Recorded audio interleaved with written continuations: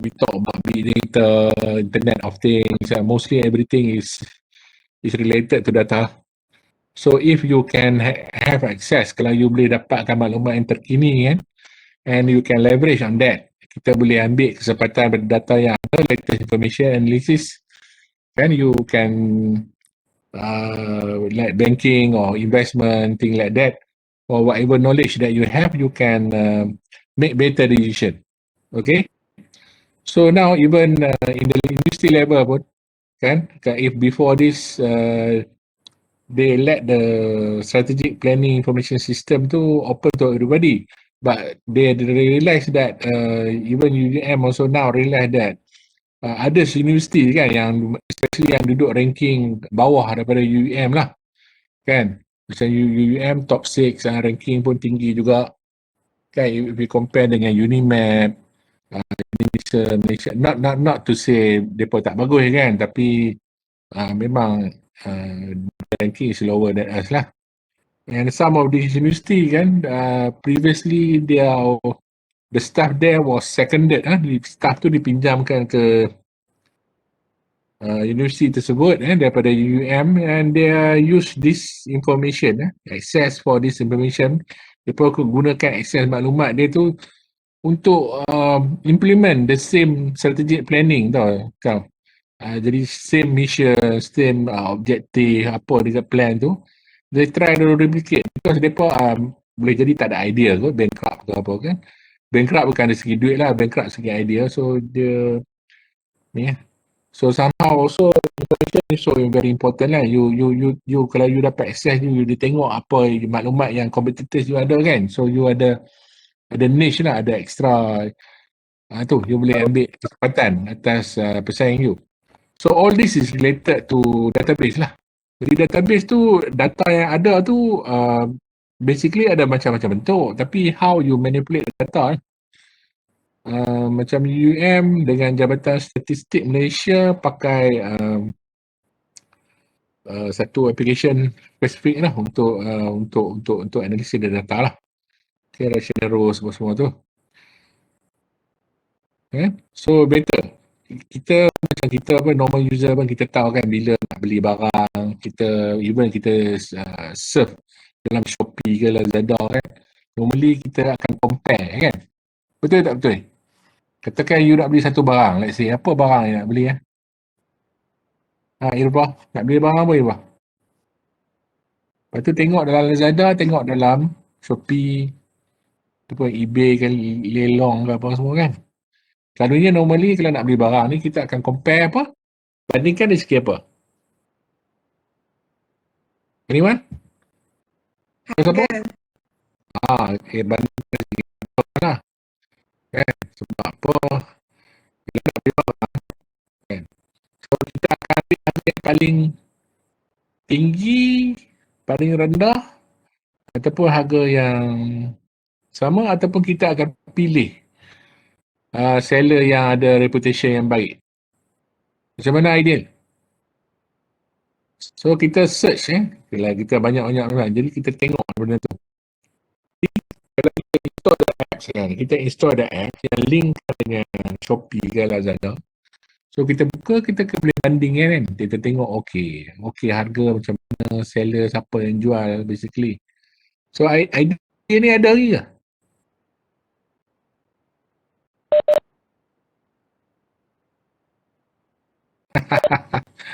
Ni yang nak tidur ni. Betul ke ada pergi tandas? Macam dia sakit perut lah, orang lain tak ada pun. Pergi mana? Ya ke? Pergi mana? Buat apa? Takkan ada orang lelaki pergi tandas masuk 2 sekali? Buat apa? Buat 12? Ha? Tu lagi bayar. Dah lah duduk sebilik. Tak buat projek pun buat projek dalam satu tandas. Dah. Betul ke pada saat pergi tandas sama-sama? Waktu kelas? Tak pasti.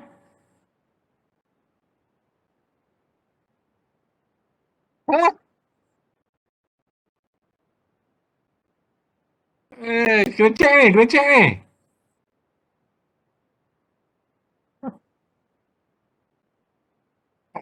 Mereka duduk satu bilik peluk-peluk apa semua ni.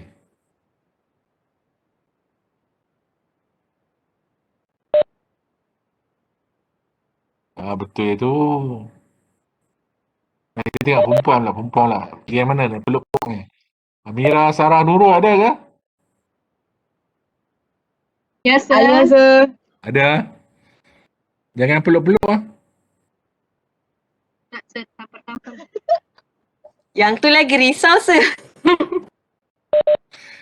Okey. Ada tak e-wallet? Ada tak e-wallet duk beli barang? Ada tak e-wallet? Ada. Pernah tak beli barang Lazada? Ada, sir, ada. Ada. Dapat Ah. promo, sir.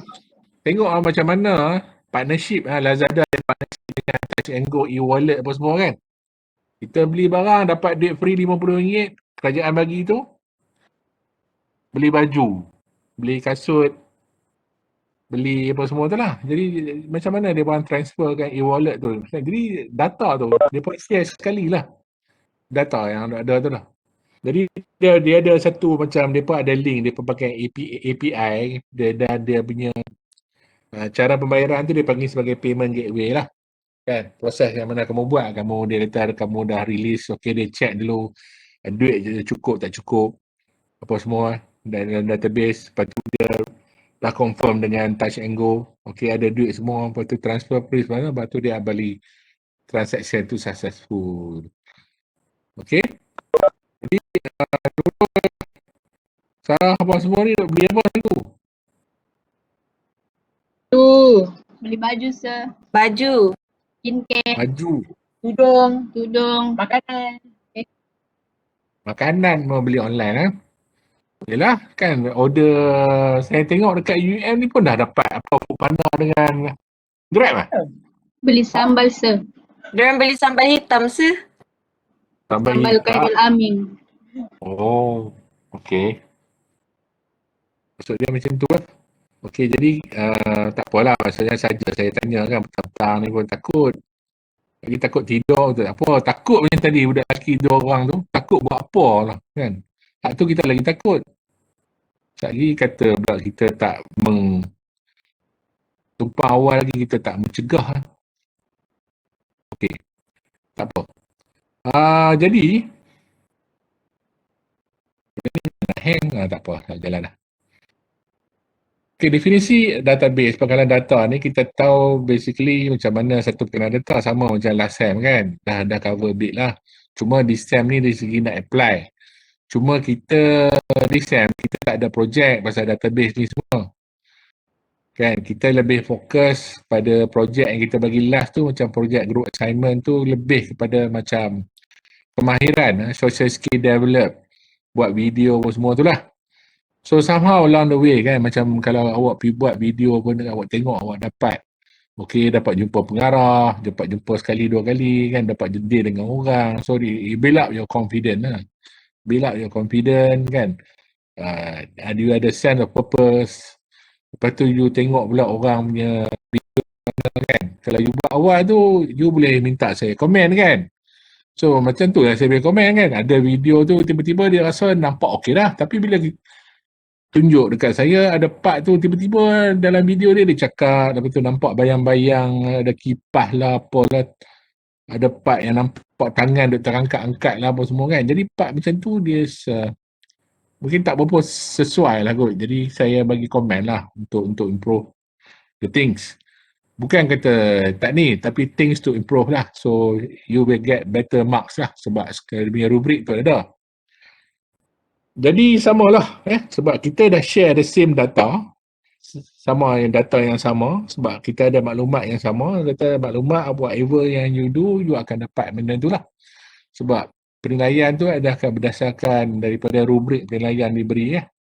Okey, jadi awak semua dapat kualiti maklumat yang sama lah, quality of valuable information lah, sama lah. Okay, so in term of terms terma, apa dia karakter, apa dia feel ni medan lah. Rekod tu rekod pelajar apa semua kan. Jadi contohnya macam rekod dia, nama bapak dia, duduk alamat dia kat mana, nombor IC dia kat mana, nombor matrik dia kat apa. Lepas tu dia punya markah, apa subjek dia ambil, pencapaian dia memenang ni, apa, debate team ke apa kan. Okey, itu pencapaian dia lah. Okey, kemudian kita juga nak tengok secara tak langsung, kita nak buat perbandingan antara file tradisional ni dengan kaedah-kaedah yang gunakan pengalaman data ni lah, teknik-teknik tertentu dan sebagainya. Jadi sekarang ni semua tempat dia menggunakan pengalaman data lah kebanyakannya, sebab sekarang ni kebanyakan data semuanya sistem maklumat kebanyakannya semuanya online. Okay. Jadi bila kita nak buat something pun, kita sebelum, contohnya macam kita nak masuk dalam sistem maklumat dan OL pun, kita kena register dulu kan. Bila kita dah register, dah approve apa semua tu, lepas tu the next step baru kita boleh masuk kan. Dia akan check dulu, jadi dia nak elakkan daripada orang-orang yang tak dikenali tu masuk lah, ataupun yang penggoda masuk lah. Okay, jadi apa dia fungsi biasa bagi sistem pengurusan pengalaman data tu. Yang keduanya nak lihat dari segi ciri-ciri dia. Yang ketiga kita nak lihat lagi segi pengalaman data web. Okey. Ciri-ciri ni ada beberapa jenis pangkalan data. Ya. Jadi untuk maklumat awak tu saya dah siapkan soalan untuk final. Jadi soalan ni ada multiple choice dan juga ada 4 untuk bahagian structure lah. Kan? Ada juga fill in the blank apa semua tu lah. Jadi saya part mana yang saya cover tu makna dia part terpenting lah untuk final exam dan sebagainya lah.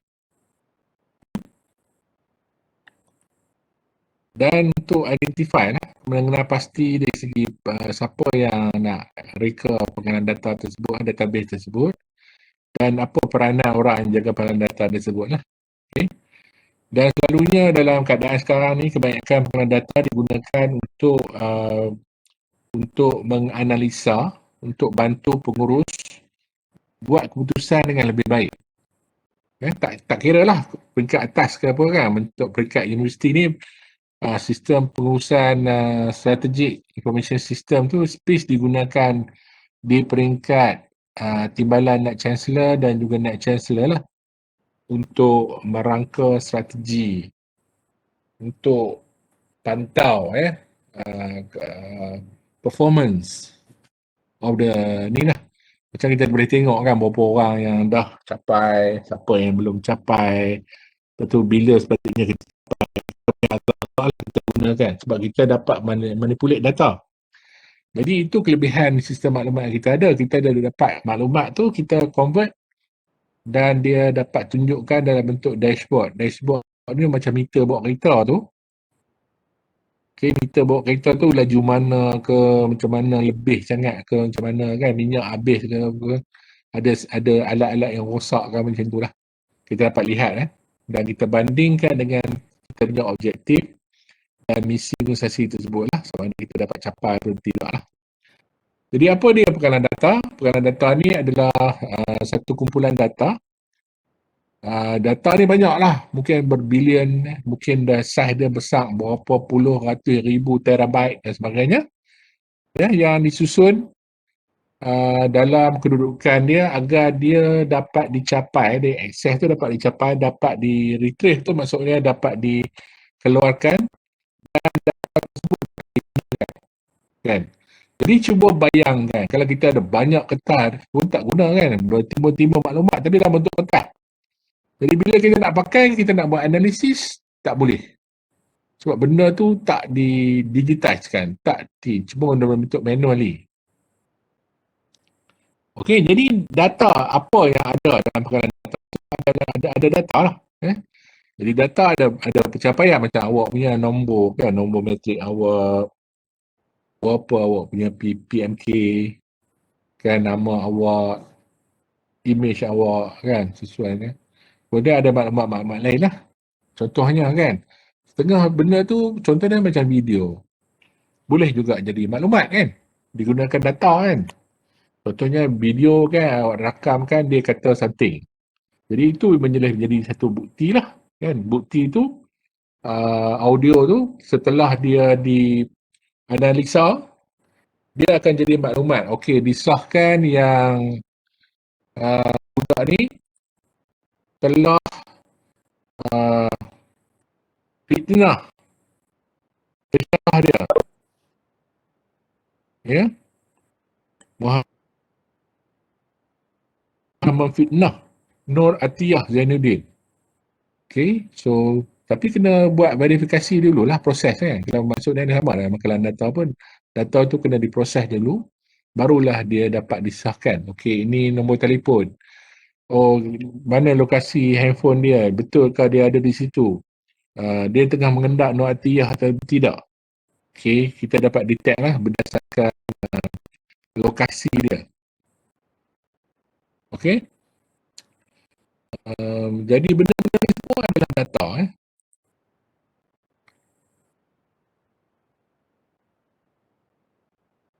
Jadi sistem VCN tu kita panggil sebagai Database Management System, membolehkan pengguna buat 4 benda ni.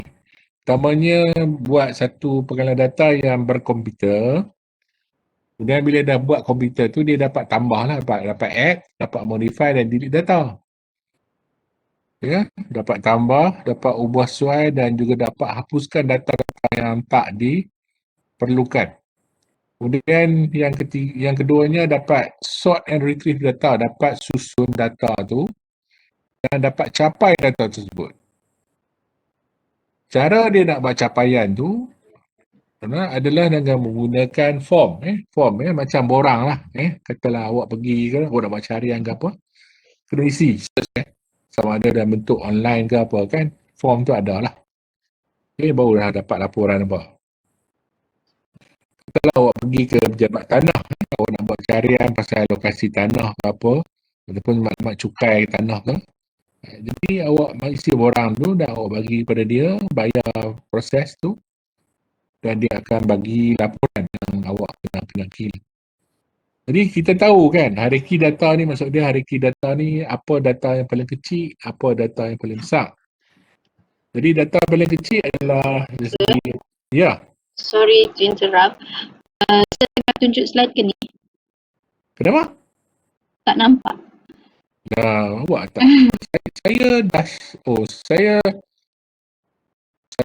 saya dah share. Awak tak nampak? Tak nampak. Awak tak Dia apa? tunjuk punya tu je. Awak ada tunjuk benda tu. Tak apa. Dah dekat 15 minit lah cakap. Tadi masa yang duk melawak, duk panggil nama-nama tu tak nampak lah. Kami nampak portal. Kenapa tak beritahu? Saya pun duk heran apa pasal budak ni. Ingatkan sengaja. Ya, tak beritahu. Saya tadi pun saya dah share, lepas tu saya tukar PowerPoint.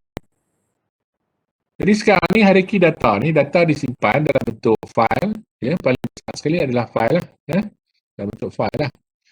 Jadi data yang paling kecil adalah karakter lah, dalam bentuk byte dan bit tu semua, ada 7 dan 8 bit satu karakter kan. Jadi karakter tu, katalah ada satu contohnya, ada 4 karakter NAMA, jadi satu medan. Jadi satu medan nama, okey, nama Alia, Ali, Tan, Ko dan sebagainya kan. Kemudian daripada medan ni cantum dia jadi rekod. Contohnya nama pertama, nama kedua cantum dengan alamat, dengan nombor bilik, dengan nombor matrik dan sebagainya. Result dia akan jadi rekod. Okey, ini rekod untuk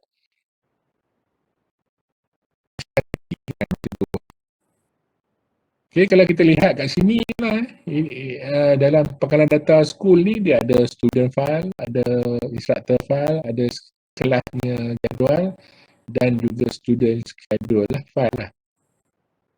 Jadi empat benda ni boleh dihubungkan antara satu sama lain dengan menggunakan contohnya hak mula-mula ni dihubungkan dengan menggunakan ID instructor.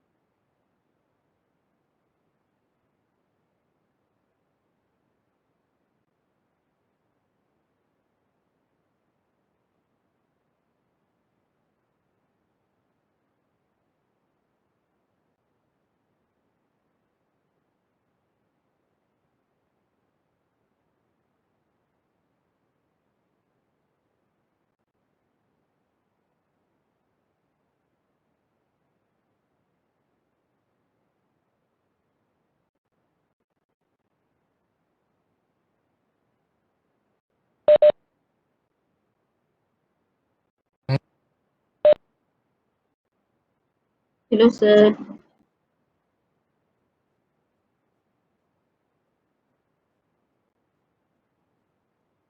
Sir,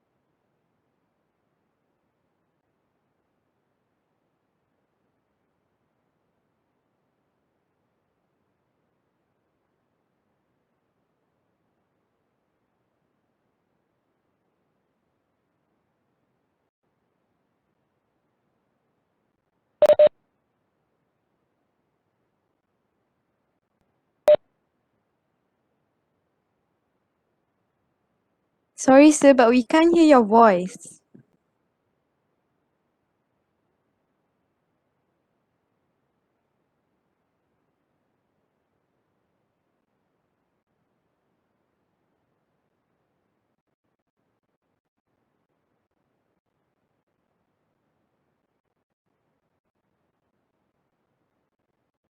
Hello? Hello? Dengar sir. Okay. Sorry. Ada gangguan, ada putus. Wi-Fi putus. You dengar saya tadi? Dengar sir. Boleh dengar Skrin sekarang. nampak apa? Kat skrin nampak apa? Kat skrin. Reki datang. Okay. Tak apa. Kita cepat sikit. Saya nampak macam takut jadi pula. So basically kan kalau hierarchy data, maksud dia organisasi data kecil sampai besar lah. Kita start dengan karakter lah. Okay, karakter ni boleh jadi A, B, C, boleh jadi number, boleh jadi space, punctuation kan. Ada alias ke apa, ada simbol yang banyak-banyak tu. Jadi semua benda ni boleh dikategorikan sebagai data lah. Jadi field ni combination of satu atau lebih karakter yang ada. Kita ada field name, kita ada nama dia, kita ada size dan juga jenis dia. Okay. Seterusnya, selanjutnya data tu termasuklah bentuk-bentuk dia termasuk teks. Data pun adalah dia bentuk dia numeric. Okay, sekadar orang ingat tag yang numeric ni sama, sebenarnya dia berbeza lah. Kalau untuk number ni nombor yang berjalan berterusan, jadi tak ada risiko duplikasi dia tak berlaku lah. Kemudian currency tu macam nilai currency, ada tempoh, date. Kadang-kadang data tu kita masuk ke situ, kena masukkan date. Jadi dia tak terima jenis lain, kena masukkan tarikh saja ke situ. Kalau macam memo ni tak apa. Ada juga jenis data tu dia cuma terima yes dan tidak je. Ada juga data yang kita boleh bentuk hyperlink, bentuk objek ataupun bentuk attachment. Okey, jadi rekod ni adalah satu medan yang berkaitan lah. Medan-medan berkaitan yang mana dia cara dihubungkan adalah menggunakan primary key lah. Kata kunci utama dia tu adalah ni. Jadi kat bawah ni adalah kita dapat lihat dalam satu file tu ada rekod-rekod yang berkaitan. Dan kita ada 4 rekod. Jadi rekod-rekod ni menunjukkan kata ini adalah alamat kepada orang-orang yang tu lah. Mungkin student tersebut dan sebagainya kat situ. Kemudian setiap satu daripada ni address city ni semua adalah field lah ataupun medan lah yang mana dihubungkan sebab dalam komputer kelebihan dia kita dapat matching kan data dengan field apa yang kita nak tengok, kita nak paparkan berdasarkan keperluan. Jadi dalam pengurusan file tu apa yang boleh buat adalah tambah, kemaskini, modify dan juga untuk delete lah, hapuskan rekod sebagainya tu. Jadi contoh ni adalah yang mana kita dapat tambahkan data baru lah. Kalau sebelum tu ada 2 data, sekarang ni selepas tu kita tambah satu data pelajar baru jadi 2 jadi 3 lah. Maksud dia kemaskini kan, update. Okay, ini adalah untuk dalam sistem maklumat juga kita dapat kemaskini ya.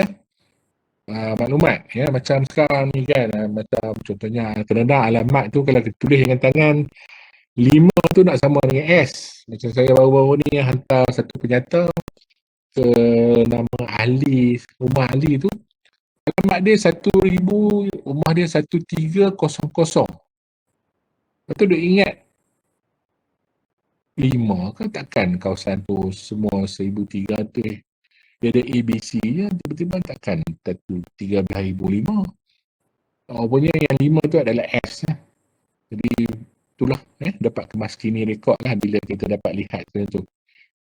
Buat analisis data, taman yang dekat situ, lokasi dia dekat situ, alamat-alamat yang berkaitan. Okey, jadi kita hantar, walaupun kita post ke, kita email ke sebagainya kan, tapi bila kita dah check kita punya data tu, okey, benda yang kita hantar tu sampai pada orang yang kita nak hantar tu. Maksud dia alamat rumah dia betul lah. Jadi bila kita tak perlukan satu rekod tersebut, kita boleh hapuskan dia daripada file rekod tersebut lah, atau pengalaman data dia. Okey, jadi proses nak kemaskini ni, nak semakkan ni dipanggil sebagai validation, pengesahan. Jadi pengesahan ni dia ada 6 cara ataupun 6 peringkat. Yang pertamanya dia melihat dari segi susunan alfabet ataupun numeric check. Maksud dia mengikut abjad ataupun tidak. Kan taburan yang mana dia susun dulu. Kemudian dia tengok okey, dia punya range tu betul jarak tu yang dilihat tu. Kemudian yang seterusnya range tu julat dia lah. Yang consistency itu check tu maksud dia okey, maklumat ni sama tak? Katakan tiba-tiba ada satu maklumat tu, data tu tiba-tiba abnormal, tidak normal. Orang lain duk cakap pasal COVID, tiba-tiba ada satu maklumat ni dia cakap pasal benda lain kan. Pasal bola dan sebagainya, maksudnya data ni tak berkaitan lah ataupun tak konsisten. Jadi dia dapat isu red flag lah. Maksudnya dia dapat bagi indikator ini maklumat ni tak berkaitan ataupun tidak normal. Kemudian semakan validasi tu dia boleh buat dengan cara dia semak maklumat tu lengkap ataupun tidak lah. Maksud dia ada, sebab tu bila kita key in maklumat kadang-kadang dalam form tu kita register ke apa, dia suruh kita isi form tu kan, dia bagi tanda asterisk, benda ni mesti ada, mesti lengkap. Kalau tak lengkap dia tak akan bagi kita proceed untuk proses pendaftaran tersebut. Seterusnya validation juga boleh melibatkan dari segi semakan ke atas digit lah, maksud dia number yang dimasukkan tu tally atau tidak lah. Contoh dia kan, macam kita dah login semua, kata kita nak pindahkan duit kan daripada akaun bank. Okay. Bila kita dah semak semua tu, masuk login semua tu, kita dah nak transfer duit tu, dia akan buat semakan, dua jenis semakan. Satu dari segi digit check dan satu lagi dia buat other check. Digit check betul tak betul password tu dia masukkan. Kemudian other check tu dia minta kita hantar kat bank akan minta hantar through SMS dia punya tag number tu kan. Kemudian barulah lengkap sebab dia nak pastikan maklumat yang dia ada tu okey, memang dah ada duit, tapi bila nak transfer lagi tu benda tu tak terjadi isu manipulasi ke ataupun jenayah dan sebagainya lah. Sebab macam sekarang ni kan, kebanyakan akaun bank kalau kita lihat di Malaysia ni, kebanyakan dah tak gunakan lagi buku lah. Dan kebanyakan daripada adik-adik you yang umur ni 12 tahun tu,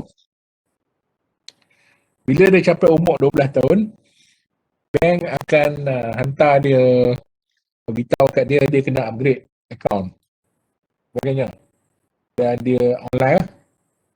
Dia boleh guna online dan boleh gunakan kat ATM kan. Dan banyak scammer ni selalu duk berhubung akan kontak adik-adik ni semua kan, minta nombor akaun bank. Bila dia dengan janji, okey, bila ada duit masuk, tak apa, ambil lah RM50 ke RM100 ke bagi upah. Jadi budak ni syok lah kan, dapat duit free ya. Akaun ni digunakan untuk scam orang lah. Jadi bukan salah dia. Jadi ini adalah cara bila dalam pakalan data tu kita nak validasikan lah ya. Ada 6 peringkat lah. Jadi perbandingan di antara sistem file dan pakalan data tu, kelebihan dan kekurangan tu ada kat sini lah. Ya, di mana untuk sistem file tu kita ada, katalah kita ada 5 jabatan, mana kita ada 5 record file yang berbeza. Walaupun kita ada satu pelanggan yang sama, contohnya macam UM ada HCP, HCA, kan, ada pusat kesihatan, lagi ada apa, ada keselamatan, lagi ada apa, ada bendahari kan. Kalau kita gunakan sistem file tu, maksudnya kita kena simpan 5. Tetapi kalau kita gunakan pakalan data, kita cuma ada program capai dia melalui portal ataupun gateway tertentu, dan kelima-lima jabatan ni berkongsi data yang sama, share the data. Kan? Sistem file processing ni adalah lama dah lah digunakan lah, sejak zaman industri perindustrian lagi digunakan. Memang dah lama lah file dan record keeping lah. Jadi cuma sekarang ni kita baru sampai ke era big data, semua data tu didigitiskan lah dalam bentuk data. Okay. Jadi pengalaman data menggunakan reduce data redundancy, pertindihan data. Database approach juga improve data integrity, maksudnya data yang ada tu boleh dipercayai integritinya. Kita boleh berkongsi data, share data, allow easier access, maksudnya okay, lebih cepat nak capai dia. Yang ke-6 adalah reduce development time, itu dari segi nak bangunkan satu sistem yang baru lah. And pada yang sama can be more vulnerable. Reduce development time ni contohnya macam ni lah. Sekarang ni saya buat sistem untuk study, untuk sistem yang mana pelajar yang nak niaga tu, dia kena register melalui portal student. Dalam portal student tu, bila dia dah daftar, dia dapat permit pergi kursus semua, dia akan dapat lesen. Bila dia dapat lesen ni, dia boleh pilih 36 tempat dewan kuliah yang berbagai di UM ni, dan dia boleh sewa tapak untuk niaga. Ya. Jadi kalau nak buat sistem ni berbeza, nak buat start daripada lain, ya, nak buat dari segi nak daftar, dapat dan lesen apa semua tu, nak buat semula, kalau baru, lambat. Sebab nak kena buat lain pendaftaran tu. Tapi kalau sekarang ni, untuk ni cuma bangunkan modul lain yang baca data daripada yang dapat lesen tu lah, yang dah dapat lesen. Jadi satu modul dah dibangunkan lah. Okey. Jadi dari segi universiti pun dapat jana duit lebih cepat. Kelemahan yang pertamanya tadi tu banyak file, use for many years, dapat guna bila guna simpan data lama-lama ni, faham lah masalah dengan tikus, lipas, masalah data kertas rosak dan sebagainya. Masalah yang paling utama adalah data redundancy lah, pertindihan data tu ataupun isolate data tu, maksudnya data yang ada tu record sebagainya tidak dia terpisah-pisah lah, dia tak up to date, dia tak duduk tempat. Okey, jadi kalau dalam sistem bila kita bandingkan sistem file dengan penggalan data, jadi sistem pengurusan data penggalan data tu dia cuma gabungkan dan paparkan, macam tu. Jadi database tu penggalan data ada satu saja, tapi dengan gunakan DBMS tu dia dapat layan dua pelanggan serta yang capai maklumat pada masa yang sama lah. Jadi dapat berkongsi data. Contohnya macam yang bawah ni adalah payroll, nak bayar gaji apa semua tu, dia semak yang berkaitan. Kemudian dari segi dengan benefit apa, dia nak tengok segi nama dan juga manfaat yang dapat lah. Okay. Seterusnya, apakah kekuatan penggalan data? Ada beberapa. Yang pertamanya mengurangkan pertindihan data. Keduanya meningkatkan data integrity. Ketiga, dari segi membolehkan perkongsian data. Keempat, easier access, capaian yang lebih cepat, dan akhir sekali adalah dari segi masa pembangunan sistem. Okey, itu manfaat dia. Okey, jadi ini adalah antara sistem penggalan data yang popular yang ada di Malaysia dan di dunia kan. Okey, kalau dulu tu tak banyak tahun 2006 tu ada 5-6 saja company yang utama selain daripada Microsoft. Sekarang ni banyak lah. Okey, jadi dalam sistem pengurusan data, sebabkan benda ni nak guna lama, jadi dia perlu ada, kita kena ada kamus data. Jadi ada lah. Sebab kamus data ni orang yang tak faham ataupun nak jaga sistem tersebut, dengan adanya kamus data akan membolehkan dia memahami dengan lebih jelas, macam mana data tersebut digunakan, macam mana dia berfungsi. Jadi dia definisikan macam ni lah, dia bagi tahu, okey, ada ini semua adalah pasal seorang student. Ada apa, ada contohnya macam primary. Okey. Jadi dia punya primary key dia adalah ataupun field name tu adalah sebagai nama setiap satu tu lah. Setiap satu ni kita panggil sebagai medan lah. ID, dalam primary key adalah student ID sebab nombor-nombor matrik adalah unik untuk pelajar. Tu pelan-pelan lah. Okey, seterusnya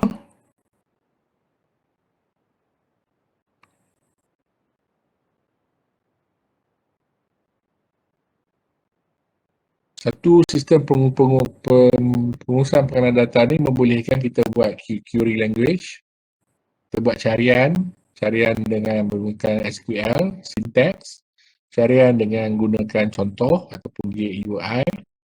Kita juga akan buat carian di atas form atau borang yang diberikan.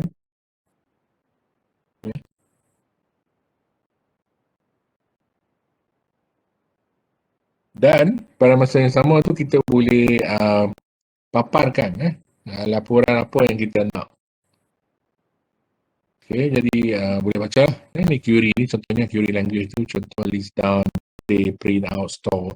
Kalau query by example tu adalah graphic user interface lah, yang mana nak cara mudah nak dapatkan data tersebut. Okay, jadi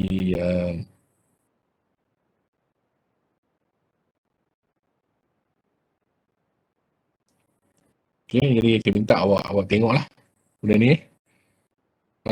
Sebab petang-petang ni saya rasa tak elok cakap lama-lama sangat. Jadi pangkalan data ni, dia kelebihan dia yang pertama ni dia ada 4 ni lah. Ya, dia ada macam-macam teknik untuk jaga data tu agar data tu tak hilang, tak dimusnahkan. Ya. Jadi cara dia jaga adalah cara buat backup. Backup ni maksudnya kita copy dia banyak tempat untuk susunan dia. Sebab kadang-kadang kita tak tahu apa jaga. Macam tadi lah, tiba-tiba hilang kan, tiba-tiba hilang, wifi hilang. Apa nama wifi hilang, maksud dia tiba-tiba saya hilang syarat, panik juga. Nasib baik komputer masih on lagi, jadi kita dapat backup, dapat sambung balik. Jadi cara lain kita nak tengok, nak jaga database ni ada dengan gunakan log lah. Ni log ni macam keluar masuk ya, siapa yang masuk. Kita ada ID siapa masuk dan dia buat apa. Jadi kita tahulah kalau ada orang ubah data gitu. Itu continuous backup ni polisi lah. Polisi nak pastikan data tu integrity dia tu okey. Kemudian kita ada recovery utility. Katakan kita tengah-tengah guna on dan sebagainya, kita tiba-tiba ada blackout kan. Terus kita punya bateri backup on dan sebagainya, dan bila kalau dia nak shutdown pun dia tak putus terus. So dia akan ada masa lah 15 ke 30 minit untuk kalau orang tengah buat kerja tu dia sempat save dulu buat kerja dia dan sebagainya sebelum dia keluar. Dia panggil sebagai recovery, sebagai daripada recovery utility lah. Kalau hilang pun dia dapat bagi buat cari lain kan. Jadi sebab uniknya, yang unik dengan komputer, dengan peralatan hardware fizikal ni, walaupun kita ingat dia hidup tu dengan gunakan kuasa elektrik, tapi sebenarnya walaupun maklumat tu telah yang especially yang telah di-save kan, walaupun kita delete tapi kadang-kadang tu kita dapat recover balik, dapat balik maklumat tersebut. Dia ada teknik-teknik tertentu lah kan. Jadi sebab tu kalau dalam cerita-cerita spy sebenarnya tu, dia habis akhir sekali tu, kalau record dia sebagai dia tulis tu, dia akan bakar. Ataupun kalau ada peralatan, ada device-device tertentu kan, dia akan buang. SIM card kan dia akan cabut dan patahkan. Sebab dia tak mau bagi isyarat dia ataupun peralatan tersebut takut jatuh ke tangan musuh, dan musuh boleh buat recovery utility untuk selamatkan, untuk dapatkan data balik daripada semua yang inilah yang gunakan dia. Ada soalan?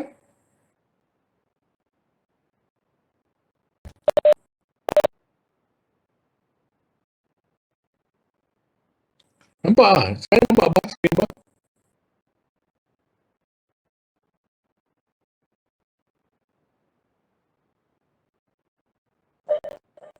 Nampak slide sis.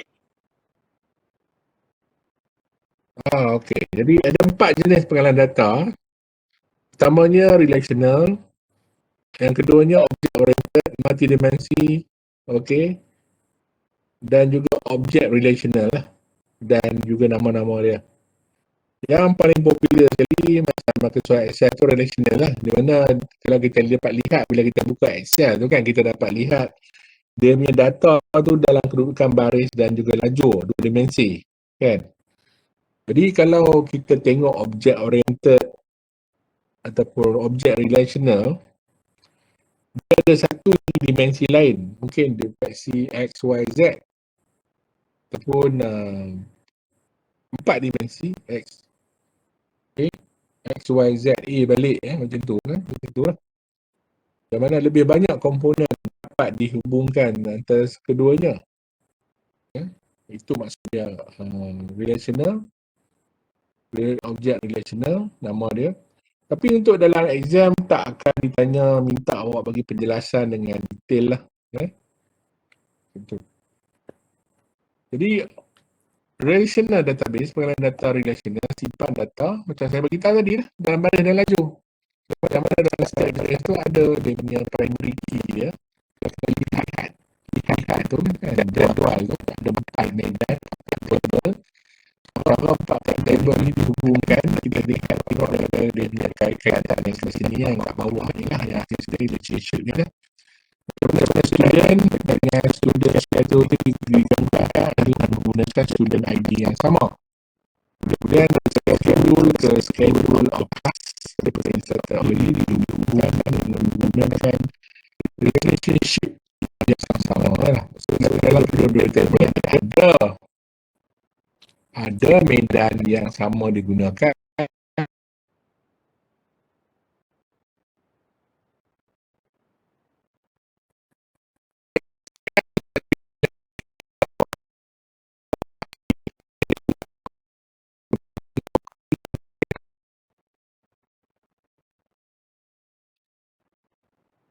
Kita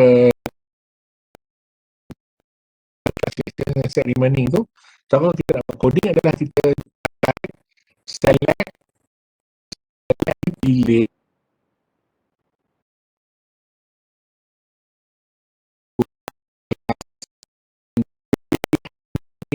apa dia punya main role, apakah dia punya main maximum enrollment, current enrollment asik, di mana asik tu pilih kelas, bilangan yang kelas tersebut dapat tampung. Kata kelas tu ada boleh buat 51 orang. Lepas tu tunjuk tak apa lagi current enrollment, lepas tu seat remaining. Itu seat remaining tu dia keluar 14, 19, 5, nampak kan? Sebab dia minta update apa lagi kosong. Jadi orang nak tahu, nak tengok pindah kelas apa, dia nak tengok ke tempat tu macam mana, banyak tak kosong dan sebagainya, baru buat lah. Kan senior lah ni suka buat. Where from schedule of classes, daripada jadual kelas katalog, where schedule of class or class code equal to class katalog class code. Yang mana kita banding yang kedua tu, lihat tengok kemudian susun dia bermula dengan medan yang paling ujung sekali, yang tepi sekali adalah order tu, maksudnya susunan dia mula dengan class title. Sebab tu dia macam tu.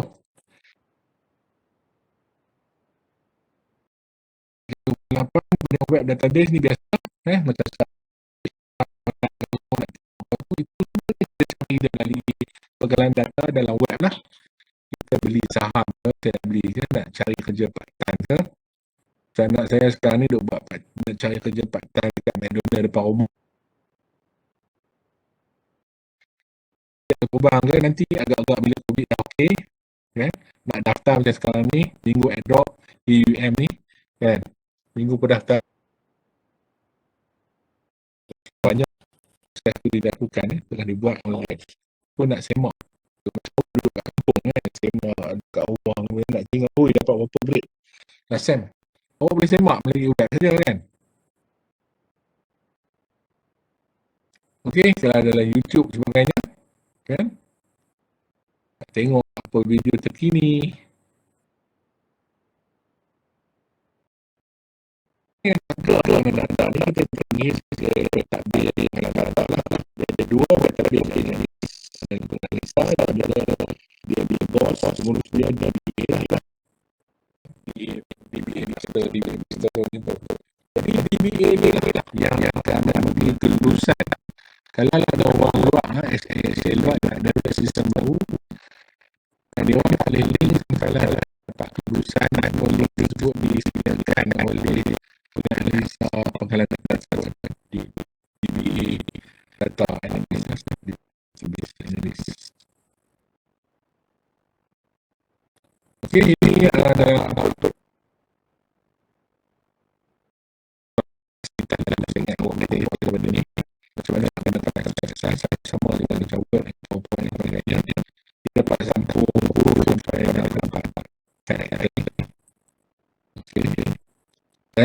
contohnya dalam database antara dua-dua kita gunakan primary key yang sama lah, kata kunci yang sama lah.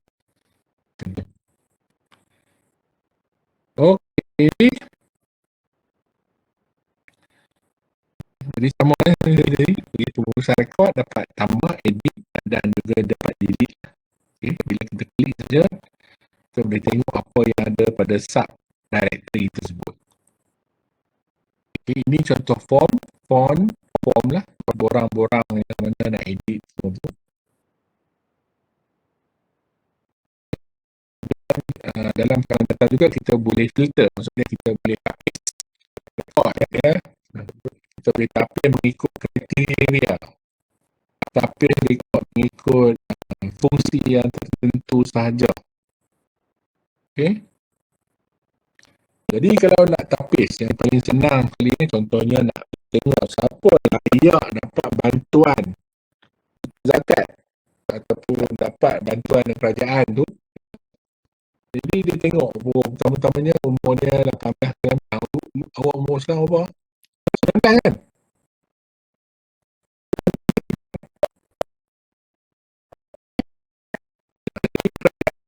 Dia tengok okey nak bagi duit ni kat siapa. Okey nak. Jadi mula-mula dia tengok orang daripada dia pakai jabat data daripada pejabat pendaftaran negara umur 18-19. Nombor 2 dia tengok okey student. Jadi dia akan check pula dengan KPT punya data. UM punya data okey. Boleh dapat dah tidak. Jadi dia tengok pula background dia. Oh dia ni anak orang kaya. Ya, tapi kalau dia layak, dia masih lagi boleh terima kan. Okay, jadi dia dapat filter. Filter ni ada kriteria dia kan, dan dia godang itu. Dan dia juga filter ni juga dia boleh gunakan form yang sedia ada lah, borang-borang sedia ada. Pilih saja. Okay, kalau nak lagi kompleks, ada lagi tinggi lah. Selalunya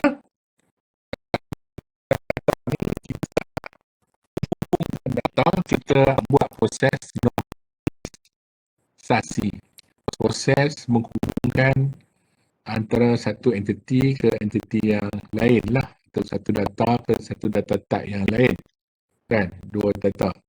Jadi contohnya macam pelajar dengan subjek, satu pelajar tu one student, dia normalization dia, hubungan dia adalah dia boleh ambil banyak subjek, jadi hubungan dia adalah one to many kan. Jadi either one to one or one to many, macam tu lah. Okay, jadi anomali ni adalah error ataupun bug yang terjadi bila kita update kita punya table lah. Jadi mana-mana table yang ada data yang bertindih, dia akan paparkan lah. Jadi selebihnya kita guna kita buat semakkan dululah. Tengok apa anomali yang ada. Okay.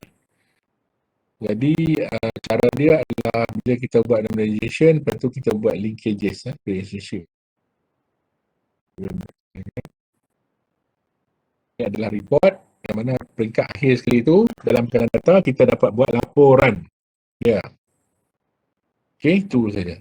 Jadi kita dapat senaraikan lah. Okay. Jadi ada soalan. Kita dah habis dengan pengkalan data.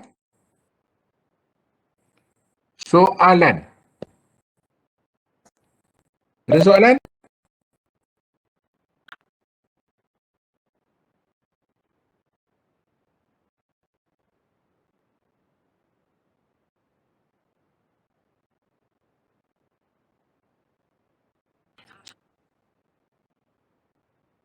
Ya, benar.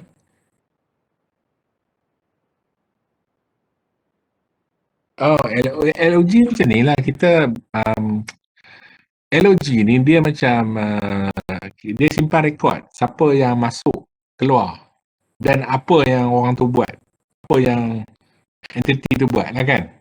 Okey, contoh dia masuk, awak masuk pukul berapa, Awak masuk dengan pakai IP apa? Maksudnya pakai awak punya alamat address awak apa bila awak masuk. Kemudian log tu juga boleh tunjukkan apa perubahan yang dibuat, kan? Jadi bila benda ni record lah. Macam kan dekat OL aku bila kita masuk kan kita dapat tengok kan ada nama-nama yang masuk kan. Nama-nama yang masuk dekat OL tu kan kalau saya share kita pergi OL.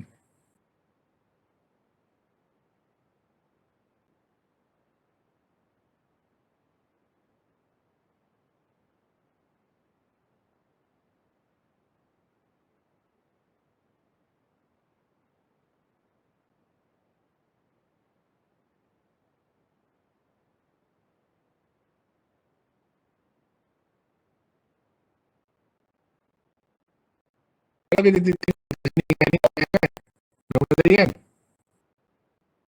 Dia ada simpan log tapi ni log ni. Di belah kanan ni.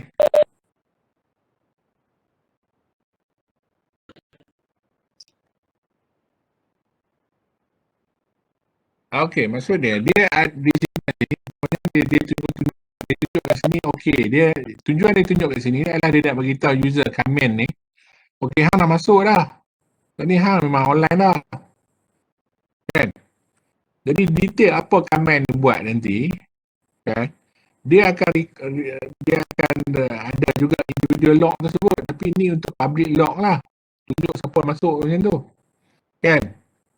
Bukan setakat kami seorang juga, ada berapa puluh termasuk juga. Macam ni Abdul Hadi bin Abdul Razak ni pensyarah. Kalau ada S ni pelajar. Sebab sekarang ni semester tengah berlangsung. Kalau yang tak ada S ni dia bukan pelajar, dia menunjukkan dia pensyarah lah. Okey, dapat lihat Abdul Hadi kan. Dia pensyarah. Okey. Ini adalah suatu contoh log lah. Jadi kalau lah berlaku ada masalah apa-apa pun, jadi yang terlibat log DBA tahu, okey, siapa yang terlibat, kelas mana yang terlibat, pelajar mana yang terlibat, dia tahu.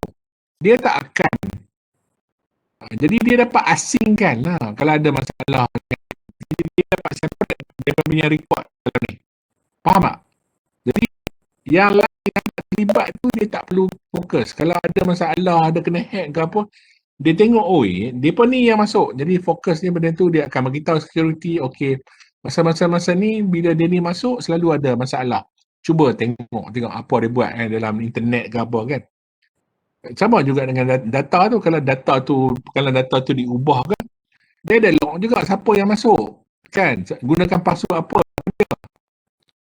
Jadi di log tu benda tu macam tu lah. Itulah tujuan log tersebut, untuk rekodkan. Untuk pemantauan dan security pengenalan data tu. Jadi dia lebih reliable lah. Sebab dia ada log sebab dia ada record. Okey? Siapa tanya soalan anda tak?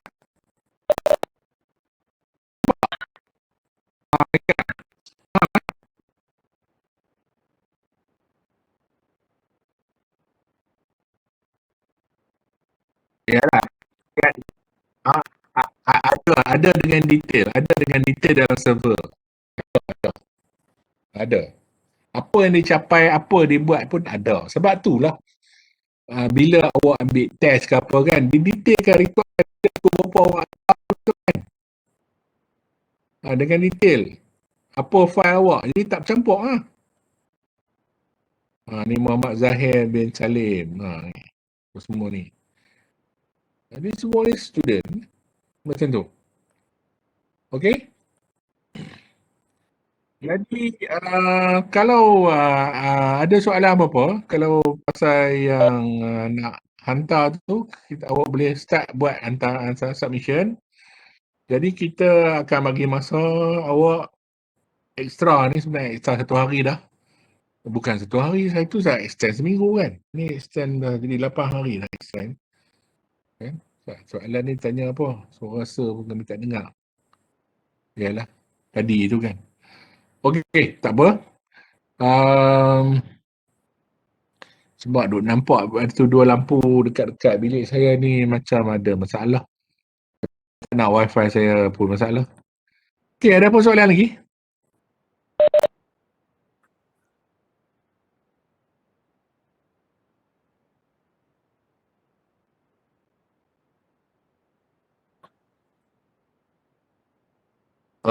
Tak perlu buat satu sekali pun tak apa. Macam biasa, macam duk hantar assignment biasa. Cuma satu grup satu je lah. Tak payahlah satu grup ada empat orang hantar benda yang sama. Okey, Haikal, faham. Okey. Okey, jadi kalau tak ada apa-apa pun, kelas kita takat ini je hari ni. Boleh beredar. Kalau ada apa-apa nak tanya saya ataupun nak sembang, boleh. Tunggu sekejap. Okey, yang lain yang tak ada apa-apa tu boleh keluar dulu. Terima kasih. Thank you, Okey, sir. thank you. Thank you, sir. Okey, next week ni Thank you, presentation sir. sajalah. Next week ni presentation lah.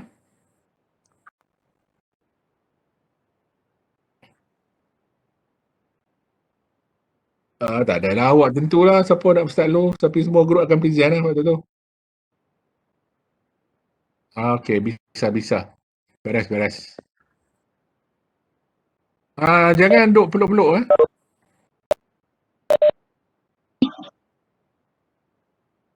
Dah ni Amirah Sarah Nurul ni duduk dekat-dekat Tak, sir. Tak. tu ni duduk Kami dalam dah satu guest office, sir. dah duduk dalam satu bilik ni. Amirah Sarah Nurul duduk sekali. Tak ada SOP. Itulah. Nurul jarang menipu.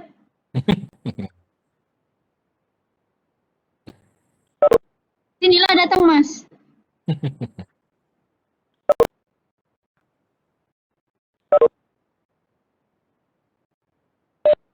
Bye, sir. Thank you.